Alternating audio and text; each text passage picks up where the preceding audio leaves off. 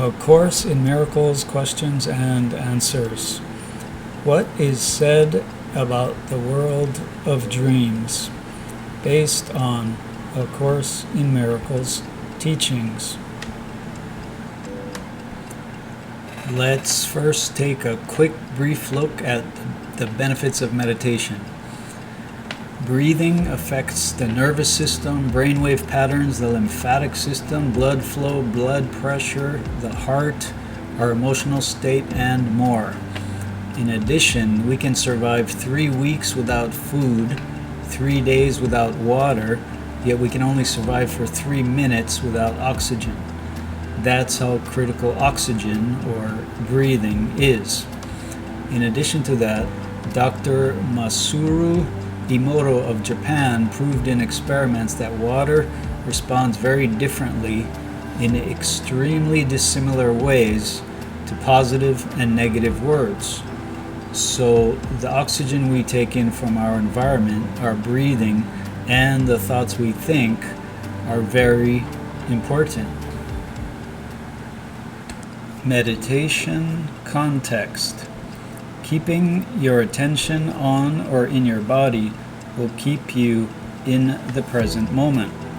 All guilt, regret, resentment, and anger is based on the past. All worry, anxiety, and fear is centered on some point in the future. In the present moment, none of that fear-based negativity exists. The Course in Miracles text is 1,754 pages long, and the main premise is nothing real can be threatened, nothing unreal exists. Herein lies the peace of God. Each of my meditation videos will all have from 7 to 10 A Course in Miracles quotations, and after each quotation, I will have a short meditation. Here is the first Course in Miracles quotation. Quotation: "You are the dreamer of a world of dreams. No other cause it has, nor ever will. Nothing more fearful than an idle dream has terrified God's Son and made him think that he has lost his innocence, denied his Father, and made war upon himself." A Course in Miracles. We're going to use the 4-7-8 method. The 4-7-8 breathing technique involves breathing in for 4 seconds, holding the breath for 7 seconds, and then exhaling for 8 seconds. In breath. Hold.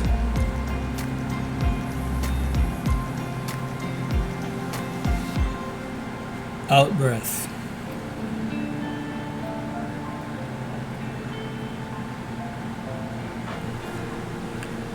Quotation: "From insane wishes comes an insane world. From judgment comes a world condemned. And from forgiving thoughts, a gentle world comes forth with mercy for the Holy Son of God, to offer him a kindly home where he can rest a while before he journeys on." A Course in Miracles. In breath. Hold.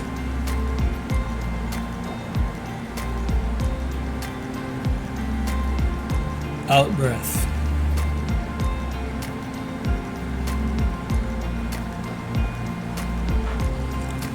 Quotation: "Nothing in madness is dependable. It holds out no safety and no hope. But such a world is not real." A Course in Miracles. In breath. hold,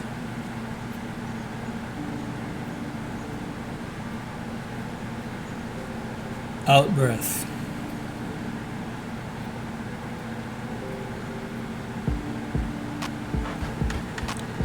Quotation: this world you seem to live in is not home to you, and somewhere in your mind you know that this is true.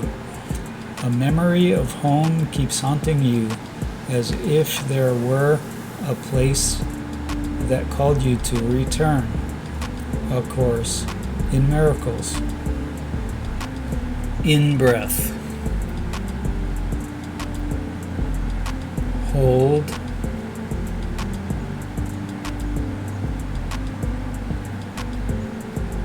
Out breath.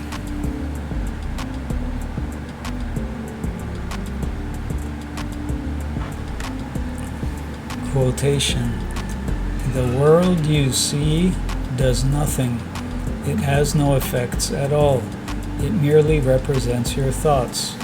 The world may seem to cause you pain, and yet the world, as causeless, has no power to cause.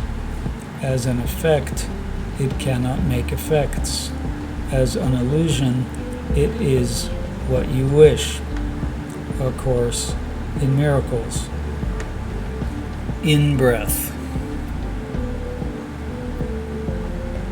Hold.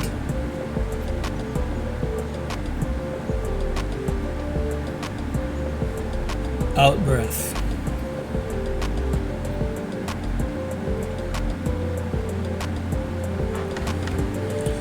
Quotation: the world can give you only what you gave it. For being nothing but your own projection, it has no meaning apart from what you found in it and placed your faith in. Be faithful unto darkness, and you will not see. A Course in Miracles. In breath. Hold.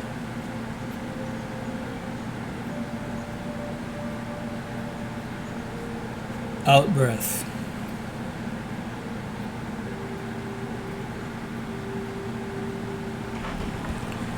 Quotation: today let your will be done and end forever the insane belief that it is hell in place of heaven that you choose.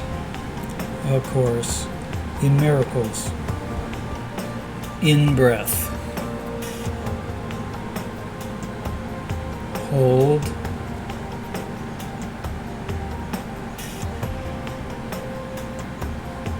Out breath.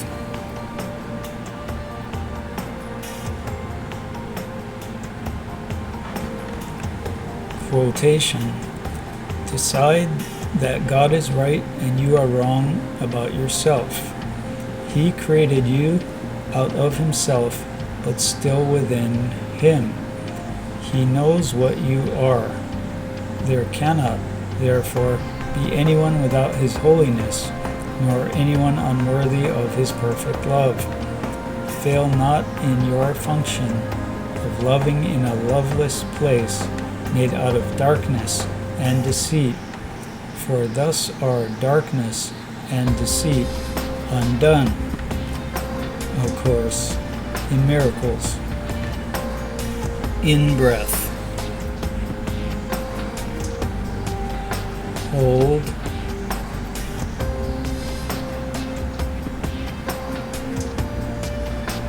Out breath.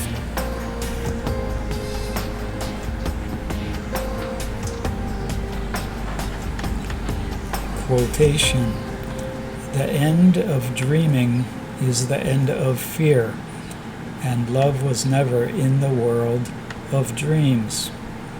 A Course in Miracles. In breath. Hold.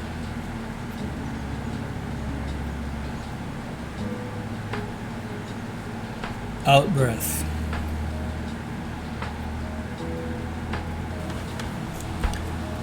The question posed at the beginning of this meditation in this video was, what is said about the world of dreams? The quotations that best elaborate on this will be shown here now. The text that I highlighted in green says, "You are the dreamer of the world of dreams. Nothing more fearful than an idle dream has terrified God's Son." This first quotation seems to imply that in this world you are just a dreamer of a world of dreams or illusions. It then says that we are terrified of nothing more than what we see in an idle dream. Again, the question posed at the beginning of this meditation in this video was, what is said about the world of dreams? And the text that I highlighted in green says, "From insane wishes comes an insane world. From judgment comes a world condemned." This quotation seems to be saying that from our insane wishes or desires comes an insane world that we perceive. And from our judgments comes a world that is condemned, again, in our perception. Again, the question posed at the beginning of this meditation in this video was, what is said about the world of dreams? And the text that I highlighted in green says, "This world you seem to live in is not home to you, and somewhere in your mind you know that this is true. A memory of home keeps haunting you as if there were a place that called you to return." This quotation seems to imply that the world that we perceive is not our real home, and that we know that this is true deep within ourselves. This quotation also says that a memory of our real home keeps calling us to return. Again, the question posed at the beginning of this meditation in this video was, what is said about the world of dreams? And the text that I highlighted in green says, "The end of dreaming is the end of fear, and love was never in the world of dreams." This last quotation that I selected seems to be saying that there is a time or state of being or reality which is the end of dreaming, which is also the end of fear. It then says that love was never in this world of dreams. Maybe that means our world of fear, judgments, blame, guilt, and attack was really just a world of dreams where real love never was.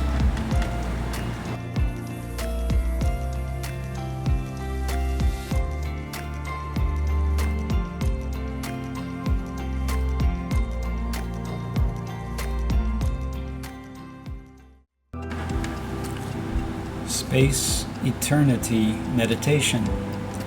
We're going to take an imaginary trip with your consciousness, and during this imaginary trip, we'll leave your body behind. To begin, see yourself standing in a large grass field.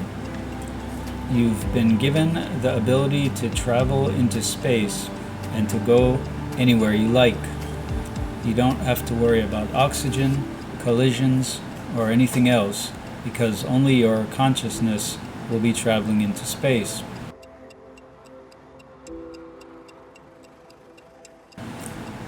You now have the intention and decide to go straight up into the sky. You are now flying up into the clouds. You then decide to pause and take a look around. You look down and see cities, streets, towns, and hills. Now you have the intention and decide to continue flying straight up. You are now in outer space, and it's mostly darkness with lights from stars and distant planets. You then slow down, pause to a standstill, and take a look around. At this point, you decide to go straight ahead in a horizontal direction. Meteors, planets, and other phenomena are racing by you. You then slow down, pause to a standstill, and take a look around. You again decide to continue in the same direction. You continue, and you have now traveled a significant distance while moving extremely fast. You then think to yourself, when will I reach the end of this universe or of this solar system? How will I know when I've gone as far as I can possibly go? You then realize that either there is an upcoming wall of some sort, or space just continues on. And you think to yourself, if there is some sort of a wall ahead of me, what about straight above me? Is there some sort of a wall there too? And what about straight below me and behind me? Is this universe or solar system contained in some sort of a box? Is outer space confined by a box with walls? And if so, what is behind the walls of this box? You think to yourself, if outer space is confined by a box and I go through one of the walls of the box into outer space again, then when does that space end? Is there another box enclosing the box that I just exited from? You then realize that the only thing that makes sense is that there are no walls or boxes in outer space, that space just keeps on going endlessly for an infinite distance. You realize that infinity is the only thing that makes sense when it comes to outer space. Okay, we're going to do a timelessness meditation. And again, take long, slow, deep breaths, but very relaxed. Don't make an effort of it. Okay, we're going to take a look at time now. To begin, see yourself standing on a long, almost endless sandy beach. You hear a loud, gentle, kind voice, and it says, each grain of sand on this beach is equal to a 100-year lifetime. And there are millions of beaches just like this one with trillions of grains of sand on each one. How many lifetimes do you think you have? You have an infinite number of lifetimes for all of eternity. As you breathe in, see your consciousness diving down into a grain of sand. As you dive down into it, you see that everything is large, and you see that it resembles planet Earth. There are oceans and mountains and vegetations within this grain of sand that you just took a dive into. You keep diving down into the single grain of sand and feel as though you've been there before. It starts to look very familiar. You then realize that you will be starting a new life there, an entire new lifetime from birth to death. And you remember what you were told, that each grain of sand is equivalent to one lifetime, and that there are millions of beaches with trillions of grains of sand on each beach. You begin to sense what timelessness is. You begin to understand how time can just keep going on and continue endlessly, just like outer space. You realize that you are not the body that you see, that you instead are the spirit that surrounds the body.